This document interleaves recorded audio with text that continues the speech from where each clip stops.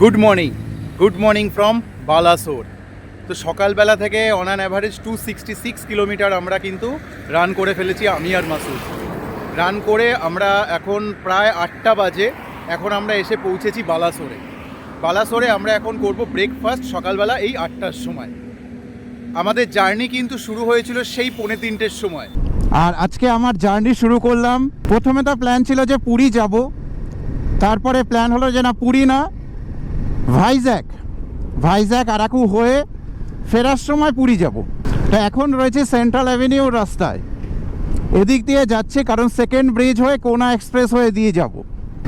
কিছুটা সামনেই অপেক্ষা করছে আমার জন্য মাসুদ।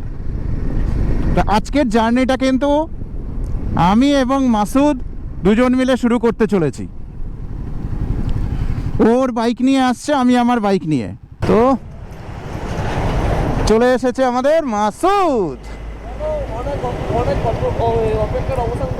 হ্যাঁ হ্যাঁ, 2:45-র সময় এসেছি, 15 মিনিট লেট, 1 ঘন্টা 2 ঘন্টা লেট না। তো শুরু করছি আজকে আমাদের বহু আকাঙ্ক্ষিত অনেক দিন পরের একটা জার্নি। রাত 3টের সময় বিদ্যাসাগর সেতুতে গঙ্গার উপরে। তো আজকে আমাদের ফার্স্ট টোল। এরকম করে অনেকগুলো টোল পেরিয়েই কিন্তু আমাদের এগোতে হবে, বাট অবশ্যই তোমরা জানো যে বাইকে টোল লাগে না। তো ফার্স্ট টোল আমরা ক্রস করলাম ধোলাগড়। সকালবেলা 4টের সময় কোলাঘাটে চলছে চা পর্ব। এই যে মাসুদ, তো সকালবেলা 4টের সময় কেমন লাগছে? মারাত্মক মজা। এদিকে আমাদের বাইক কিন্তু ফুললি লোডেড। মাঝ রাত থেকে আমরা প্রায় 2 ঘন্টা রাইড করে ফেলেছি, দারুণ রাইড হচ্ছে। সব থেকে ভালো ব্যাপার হলো কমিউনিকেশানটা খুব দরকার। তো যেহেতু আমাদের মধ্যে কমিউনিকেটারটা রয়েছে, তো তার জন্য দুজনের মধ্যে কমিউনিকেশান খুব সুন্দর হচ্ছে। এবং এই কমিউনিকেশান করতে করতে কিন্তু আমরা এই অন্ধকারের মধ্যেও একটা স্ট্যান্ডার্ড স্পিড মেনটেন করে কিন্তু আমরা চলতে পারছি। আর রাস্তাটা যেহেতু ভালো রয়েছে আর দুজনের কাছে ভালো ফগ ল্যাম্প রয়েছে, তো আমাদের কিন্তু কোনো অসুবিধা এখনও পর্যন্ত সেরকম কিছু হয়নি। অন্ধকারের মধ্যে আমরা মানে আলো জ্বালিয়ে অন্ধকারের বুক চিরে কিন্তু আমরা বেরিয়ে যাচ্ছি সামনের দিকে, আমাদের ডেস্টিনেশনের দিকে। ডেস্টিনেশন কিন্তু এখনও ফাইনাল নয়, আমরা কোথায় গিয়ে লাস্ট থাকবো। ডেস্টিনেশন ঠিক হবে যে আমরা কোন টাইমে কোথায় পৌঁছেছি তার উপরে। প্রথম দিন যেহেতু এনার্জি সবসময় বেশি থাকে, তাই ফার্স্টে আমরা মাঝরাতে বেরিয়েছি যাতে ম্যাক্সিমাম ডিস্টেন্সটা আমরা কভার করতে পারি, যাতে ম্যাক্সিমাম ভিউটা আমরা এনজয় করতে পারি। কারণ ওয়েস্ট বেঙ্গলের তো ভিউ ম্যাক্সিমাম আমরা দেখেছি, তো সেই ভিউগুলো বেশি দেখানোর দরকার নেই। আর এদিকে কিন্তু সকাল হতে চলেছে, 4:30 বাজে ঘড়িতে, জাস্ট সকাল হচ্ছে, একদম ভোরবেলা 5:45 বাজে। একটা দারুণ মায়াবী পরিবেশ কিন্তু চারদিকে রয়েছে, কারণ কুয়াশা একটা ভাব রয়েছে, ঠান্ডা রয়েছে, তার মধ্যে কিন্তু কুয়াশা এবং এই রাস্তার বুক চিরে কিন্তু আমরা এগিয়ে যাচ্ছি। ওয়েদারটা কিন্তু দারুণ লাগছে এবং এই ওয়েদারে কিন্তু গাড়ি চালিয়ে দারুণ মজা লাগছে। যা সিচুয়েশান তাতে কিন্তু ভোর আমরা কিন্তু উড়িষ্যায় ঢুকে যাব। দারুণ রাইড হচ্ছে, লাস্ট 3 ঘন্টা 3.5 ঘন্টা আমরা রাইড করছি, মানে এক্সিলেন্ট রাইড হচ্ছে, এক্সিলেন্ট।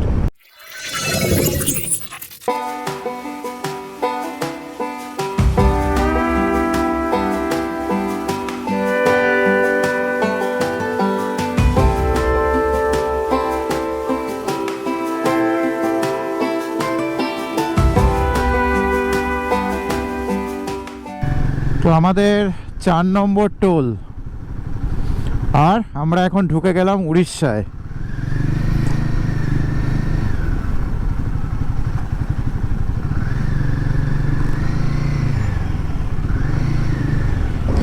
সামনেই রয়েছে সুবর্ণরেখা নদীর ওপরে ব্রিজ। জলেশ্বর আমরা জাস্ট ক্রস করছি বা জলেশ্বরের এরিয়াতেই রয়েছি।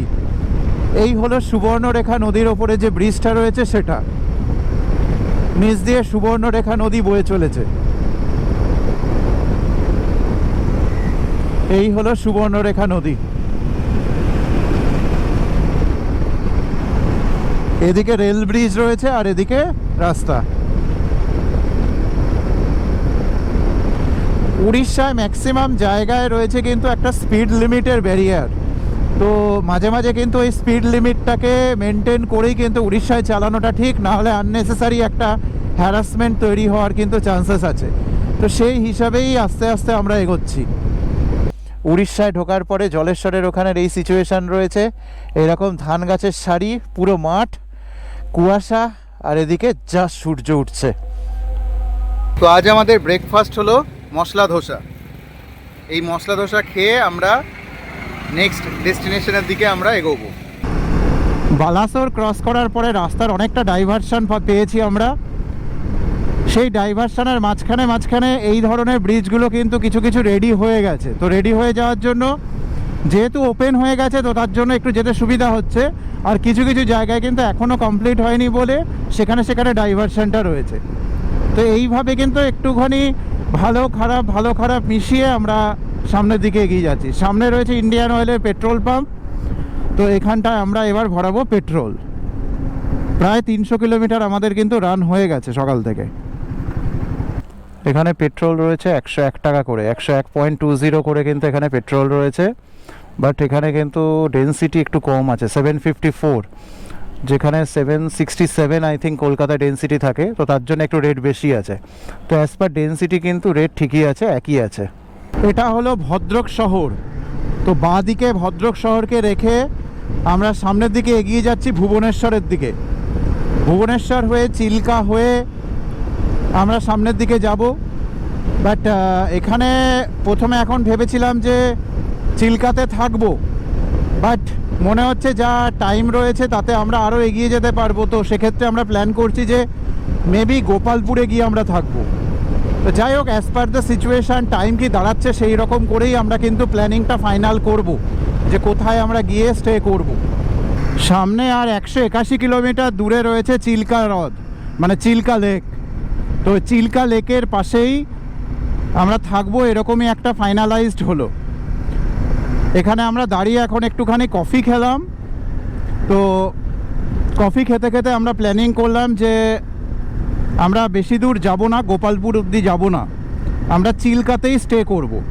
এখন ঘড়িতে বাজে 11টা। এখান থেকে আর 200 কিলোমিটার যেতে হবে। 200 কিলোমিটার যদি অ্যাভারেজ 4 ঘন্টাও লাগে, তো 3টের মধ্যে আমরা চিল্কার কাছাকাছি পৌঁছে যাব। পৌঁছে আমরা ওখানে হোটেল নিয়ে নেব এবং ওখানে আমরা লাঞ্চ করব। লাঞ্চ করে আমরা যাব চিল্কা লেকে। চিল্কা লেকে গিয়ে আজকে তোমাদেরকে চিল্কা লেকের ভিউ দেখাবো এবং ওখানে বোটিং করা বা আরও কী কী আছে না আছে সেগুলো তোমাদেরকে দেখাবো। এখানে কিন্তু রাস্তায় মাঝে মাঝেই দেখছি ক্যামেরা লাগানো রয়েছে। তো এই ক্যামেরাগুলো দিয়ে কিন্তু ওরা স্পিডোমিটারও এখানে ফিক্স করে রেখেছে, ক্যামেরা দিয়ে চেকও করছে এবং স্পিডোমিটারের স্পিডটাও দেখছে কি আছে না আছে। 60+ স্পিড হলে কিন্তু এখানে ফাইন করবে, এরকমই আমি শুনলাম চায়ের দোকান থেকে। দু সাইডটা দেখো কি সুন্দর লাগছে, অসাধারণ বিউটিফুল যাকে বলে। দারুণ ভিউ। তো ব্রাহ্মণী নদী ক্রস করেই ডান দিকে কিন্তু পাহাড়ের দেখা পেয়ে গেলাম। আজকের ফার্স্ট পাহাড়ের ঝলক। এখন আমরা রয়েছি মহানন্দা নদীর ওপরে যে ব্রিজটা রয়েছে তাতে। নদীতে জল নেই বললেই চলে, পুরো বালির চর দেখা যাচ্ছে। এদিকে একটা রাস্তা, মিডিলে একটা রাস্তা, এদিকে হলো আরেকটা ফেরার রাস্তা, আর দূরে কিন্তু ট্রেন লাইন। পরপর কিন্তু 4খানা ব্রিজ এখানে। তো মহানন্দা নদী পেরিয়ে আমরা কিন্তু এখন প্রবেশ করেছি কটকে।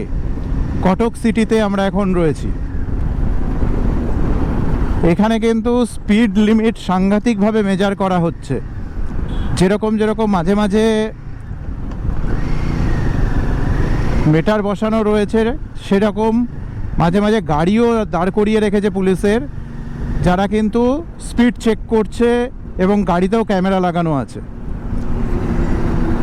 ভুবনেশ্বর থেকে ওই 18 কিলোমিটার আগে এরকম রাস্তার ধারে কিন্তু প্রচুর মিষ্টির দোকান,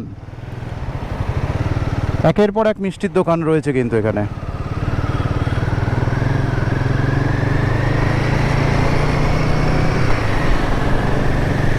পর সব মিষ্টির দোকান। জায়গাটার নাম অ্যাকচুয়ালি আমি জিজ্ঞাসা করলাম, বললো পাহালা।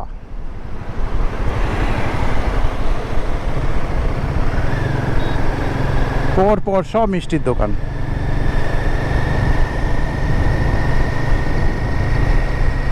ওহ, কি লাগছে চারদিকটা।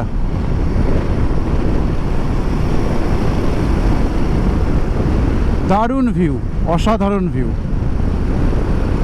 এইসব ভিউর জন্যই কিন্তু এত কষ্ট করে আসা।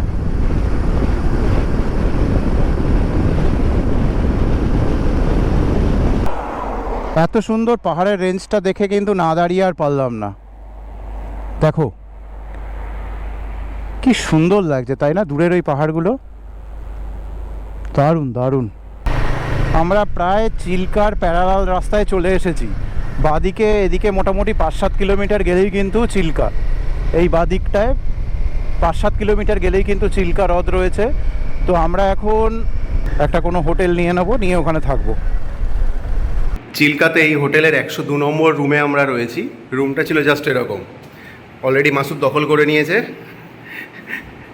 আর জাস্ট আমরা এসছি, তার জন্য এখনও সবাই এখন ছড়িয়ে ছিটিয়ে রয়েছে। এখানে জ্যাকেট প্যাকেটগুলো আমরা রাখছি, এখানে রাখার মতন জায়গাও রয়েছে। এখানে একটা টেবিল রয়েছে, চেয়ার রয়েছে, বিছানা রয়েছে, আর এদিকে ওয়াশরুম রয়েছে। ওয়াশরুমটাও ঠিকঠাক রয়েছে। এই হলো টোটাল রুমের সিচুয়েশান। এটা একটা এসি রুম আছে, বাট এখন যেহেতু শীতকাল, তার জন্য আমাদের এসি লাগবে না, তাই 1000 টাকা এই রুমটা আমরা পেয়েছি। হোটেল থেকে জাস্ট ফ্রেশ হলাম, ফ্রেশ হয়েই আমরা বেরিয়ে গেছি চিল্কা লেকটা দেখার জন্য। আমরা এখনও লাঞ্চ করিনি, এই জন্য লাঞ্চ করিনি কারণ ওদিকে অন্ধকার হয়ে যাবে বলে আর লাঞ্চ করিনি। তো আমরা এখন চিল্কা লেক দেখার জন্য বেরিয়েছি। আমরা হাই রোডের ওপরে লজ নিয়েছি, আর এখানে ভেতরে কিন্তু প্রচুর হোটেল এবং লজ রয়েছে চিল্কার একদম কাছাকাছি। আমাদের এখানে পার্কিং করতে হবে।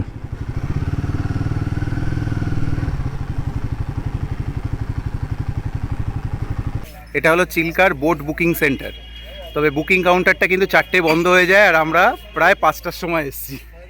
তো তারপরে এখান থেকে যেতে হবে লেকে, বাট বুকিং আমরা পেলাম না। তো এখন যাই, লেকে যাই। আমরা বোটিং করব ভেবেছিলাম, বাট করা হলো না। এই হলো চিল্কার ফার্স্ট লুক। এই বোটগুলো রয়েছে, এই বোটগুলো চলে, বাট এই বোটিংটা বন্ধ আছে এখন 4টের পর থেকে। আর ওই যে দূরে একটা লক গেট দেখা যাচ্ছে, ওই লক গেট দিয়ে আবার ওদিকে কানেক্ট করা রয়েছে। এরকম পার্ট পার্ট করে চিল্কাকে কিন্তু সাজিয়েছে। এদিকেও একটা বড় বোট রয়েছে, বেশ ভালো সাজানো গোছানো পরিবেশটা। এই দিকটা এরকম পার্ক মতন রয়েছে, আর এদিকটায় পুরো লেকটা রয়েছে। এবং লেকটা কিন্তু স্ট্রেট, যদি আমি এই যে এইদিকে রাস্তাটা রয়েছে, রাস্তা দিয়ে সোজা যদি যাই, তাহলে কিন্তু ওই একদম দূরেও যাওয়া যাবে, এবং ওপারের যে ওদিকের যে লেকটা রয়েছে সেদিকেও কিন্তু দেখা যাবে। এটা হলো চিল্কার আরেকটা পার্ট, যার আরেকটা এন্ডে কিন্তু দূরে পুরো পাহাড়ের রেঞ্জ দেখা যাচ্ছে। আর এদিকটায় তো কোনো ওপারের কিনারাটা পর্যন্ত দেখা যাচ্ছে না, এতটা বড়। এইদিকে অনেকটা, আমি নিচে নেমে দেখাই।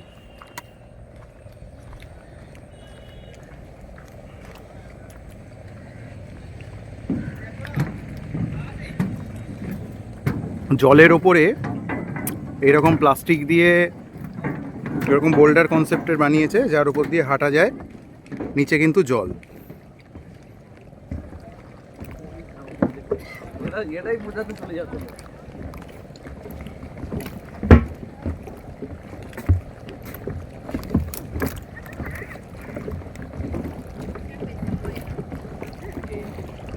এর ওদিকটা কিন্তু দেখাই যাচ্ছে না, পুরো সমুদ্রের মতন দেখা যাচ্ছে, কিন্তু ওপারটা কিন্তু নেই।